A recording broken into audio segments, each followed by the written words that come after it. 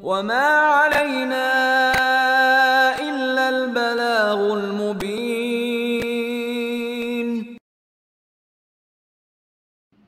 السلام علیکم ورحمۃ اللہ وبرکاتہ.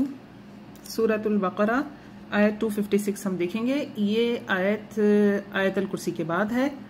اعوذ باللہ من الشیطان الرجیم. بسم اللہ الرحمن الرحیم. لا اکراہ فی الدین. لا نہیں، اکراہ کوئی جبر، فی الدین دین میں کوئی زبردستی نہیں. مراد اس سے کیا ہے کہ آپ کسی کو زبردستی پکڑ کر اس مسلمان نہیں کر سکتے.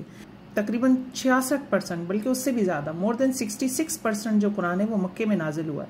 اب اتنا قرآن نازل ہو چکا ہے. اب یہ سورہ بقرہ مدینے میں نازل ہو رہی ہے.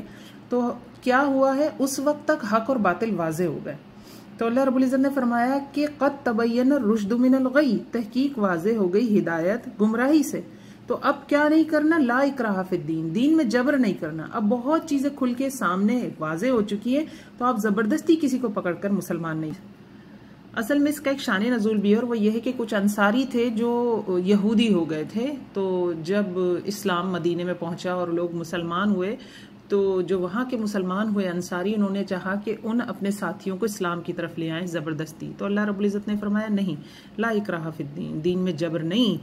قد تبین الرشد من الغی، اصل میں تو حق اور باطل واضح ہو چکا ہے. اچھا، اللہ رب العزت نے ہمیں صحیح چیزوں کی بھی رہنمائی فرمائی ہے، اور جو غلط ہیں ان کے بارے میں بھی بتایا ہے. پھر ایک فرقان ہمارے اپنے اندر ہوتا ہے. اگر کوئی شخص کسی بھی مذہب کو فالو نہیں کرتا، تب بھی اس کے اندر ایک اسکیل ہوتا ہے جو اس کو بتاتا ہے کہ نہیں، میں گائے کو خدا نہیں کہہ سکتا، یہ گائے کو میں کیسے خدا کہہ لوں، یہ میں کسی انسان کو خدا نہیں کہہ سکتا، میں کسی انسان کو کیسے خدا کہوں، یا وہ تو محتاج ہے، وہ تو واش روم بھی جاتا ہے، اسے تو سونے کی بھی حاجت ہوتی ہے، اسے تو کھانا بھی چاہیے، وہ تو مجبور بھی ہو جاتا ہے، خدا مجبور نہیں ہو سکتا. یہ سارے فرقان ہیں جو اللہ نے انسان کے اندر خود سے بھی رکھے ہوتے ہیں. اگر انسان اپنے جو پیچھے سے عقیدے اس کی فیملی میں دیے جا رہے ہیں ان کو ایک طرف رکھ کر سوچے، تو وہ یقیناً اللہ کی ذات تک خود بخود پہنچ جائے گا. لیکن اصل میں ہوتا یہی ہے کہ وہی حدیث ہے نا جو آپ صلی اللہ علیہ وسلم نے فرمایا ہے کہ ہر بچہ جو ہے وہ دین فطرت پہ پیدا ہوتا ہے، پھر اس کے ماں باپ اس کو یہودی، نصرانی یا جو بھی بنانا ہوتا ہے بنا دیتے ہیں. تو اصل بات یہی ہے کہ فطرت انسان کے اندر ہے، اللہ نے اس کو ایک فرقان کے ساتھ پیدا کیا.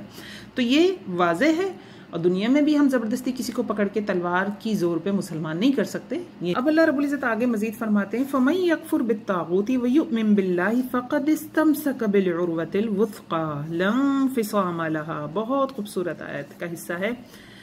فَمَن يَكْفُرْ بِالطَّاغُوتِ، تو جو کوئی کفر کرے گا طاغوت کا. اب طاغوت کیا ہوتا ہے؟ دیکھیے، طغا کہتے ہیں سرکشی کو. ہم کہتے ہیں نا طغیانی آ گئی، دریا میں طغیانی ہے، اس کا مطلب کیا ہوتا ہے کہ وہ دریا کا پانی کناروں سے باہر آ گیا ہے نا. اچھا، اب انسان اور جن کی تخلیق کس لیے کی گئی؟ وَمَا خَلَقْتُ الْجِنَّ وَالْإِنسَ إِلَّا لِيَعْبُدُونَ، اور میں نے انسانوں کو اور جنوں کو اس لیے پیدا کیا ہے کہ وہ میری بندگی کریں. اب یعبدون میں ہم سمجھتے ہیں اچھا بندگی سے مراد نماز، روزہ، حج، زکوٰۃ یہ سب ہے، یہ تو ہم کر رہے ہیں. دیکھیے، جو غلام ہوتا ہے نا وہ 24 گھنٹے کا غلام ہوتا ہے. تو بندگی سے مراد ہر معاملے میں اللہ رب العزت کی پیروی کرنا ہے، اس کے احکامات کے مطابق چلنا ہے. تو طاغوت ہر وہ سرکش قوت ہے جو اللہ کی بندگی کی حدوں سے باہر نکال دے. یہ ہمارا اپنے نفس کی سرکشی بھی ہو سکتی ہے، یہ کوئی سسٹم بھی ہو سکتا ہے، یہ کوئی معاشرے کے رسم و رواج بھی ہو سکتے ہیں، یہ ہمارا مال بھی ہو سکتا ہے، یہ ہماری اولاد بھی ہو سکتی ہے، یہ ہماری محبتیں بھی ہو سکتی ہیں، ہم جو غیر اللہ سے کرتے ہیں. ہر وہ کام جو اللہ نے ہم پر حدیں باندھی ہیں اس سے ہمیں باہر نکال دے، وہ طاغوت ہے. ہر وہ چیز جو ہمیں اللہ کی نافرمانی کی طرف لے جائے وہ طاغوت ہے. برے دوست، بری کمپنی، یہ بھی طاغوت ہے.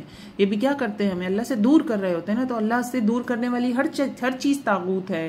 جیسے کہ موبائل پر گھنٹوں لگے رہنا، یہ بھی طاغوت ہے. اپنا وقت فضول ایسے کاموں میں برباد کرنا کہ نمازوں سے خشوع اٹھ جائے. اللہ رب العزت فرماتے ہیں جو کوئی طاغوت کا کفر کرے اور اللہ پر ایمان لائے. پہلے نفی ہے، کفر کرے، منع کرے. جیسے کہ کلمہ ہے نا لا الہ، پہلے اپنے آپ کو اس پوائنٹ پہ لانا پڑے گا کہ نہیں، لا الہ الا اللہ، کہ بری چیزوں کو پہلے چھوڑنا پڑے گا، جو غلط عقیدے ہیں وہ نکالنے. پھر صحیح عقیدہ الا اللہ، ہاں اللہ ہے، کوئی الہ نہیں مگر اللہ. تو وہی ہے کہ پہلے طاغوت نکالنے پڑیں گے. دونوں چیزیں ساتھ لے کے چلیں گے تو پھر کیسے پاکیزگی ہوگی؟ ہم نے تو دنیا میں آنے کا مقصد یہی ہے نا کہ ہم تقوی اختیار کریں، پاکیزگی اختیار کریں. ایسا ہی ہے نا. تو اگر ایک گلاس میں گندا پانی بھی ڈالتے رہیں گے، ساتھ صاف پانی بھی ڈالتے رہیں گے، تو پھر پانی تو نہیں صاف ہوگا. تو فَمَن يَكْفُرْ بِالطَّاغُوتِ وَيُؤْمِن بِاللَّهِ، تو جو کوئی یہ دو کام کرے گا تو کیا ہو جائے گا؟ فَقَدِ اسْتَمْسَكَ بِالْعُرْوَةِ الْوُثْقَى. فَقَدِ اسْتَمْسَكَ، تو تحقیق اس نے تھام لیا. کیا چیز تھام لیا؟ عروۃ الوثقی، مضبوط کڑا. اب یہ مضبوط کڑا کیا ہے؟ یہ اللہ کے احکامات بھی ہیں. ایک حدیث کی روح سے ہمیں پتہ چلتا ہے کہ یہ اللہ کا تقوی ہے. پھر دیکھیے مضبوط کڑا کیا ہے؟ قرآن ہے. قرآن کو جو تھام لے، قرآن وہ رسی ہے نا جو اللہ تک پہنچاتی ہے. جتنی مضبوطی سے تھامیں گے اتنا اللہ سے تعلق بنے گا. یعنی قرآن پڑھنا، پڑھانا، اس پر عمل کرنا، موسٹ امپورٹنٹ اس پر عمل کرنا. تو فقد استمسک بالعروۃ الوثقی، تو جو اس پر چپک جائے نا، دانتوں سے پکڑ لے اس کو، تو کیا ہے؟ اس نے بہت مضبوط کڑا تھام لیا. لن انفصام لہا، اب وہ ٹوٹے گا نہیں کڑا، نہیں ہے کوئی ٹوٹنا اس کے لیے. قرآن کو اگر ہم تھامتے نا، قرآن دیکھیے قبر میں بھی ساتھ جاتا ہے اچھی شکل میں، بڑا ہی خوبصورت حلیہ اختیار کر کے خوشبو وغیرہ کے ساتھ قبر میں آتا ہے.